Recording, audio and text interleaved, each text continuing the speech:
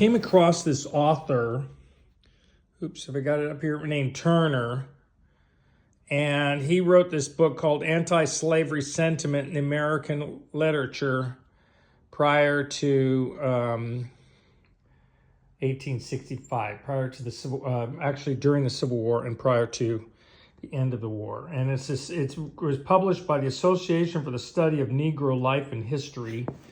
And this fellow also is known for making the Gula language off the coast of North Carolina recognized as a real language. And we have here Lorenzo D. Turner. We have a signed copy of the first edition book. Beautiful. He was a professor of English and African American himself, and this was published in 1929. Look at that. Isn't that amazing? So he was a professor at a time when it was not easy to be an African American professor. Printed in the United States. He dedicated it to his wife and his mother. And in the preface, he talks about how this was his thesis. Let's see, it was completed in a year and it's submitted to the faculty of the Graduate School of Arts and the University of Chicago, candidacy for the degree of Doctor of Philosophy. So this was his, his PhD dissertation. I got it. Why can't I can't? And here's the capital. Now it breaks it down into anti-slavery prior to the abolition of the slave trade, in 1808.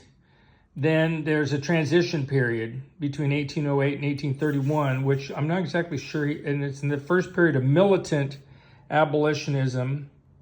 And then it's the period during the militant one.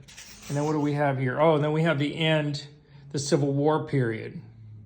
So I'm reading this book now. It's actually quite interesting because there is an evolution of attitudes about African Americans in general and the slavery issue in particular. So, he talks about the Puritans and the Quakers at the beginning, right? And their moral and religious problems with slavery that interfered with making them good Christian believers, see? So the idea is that you didn't want to damage the goods. At any rate, this book now in my collection is worth probably $300.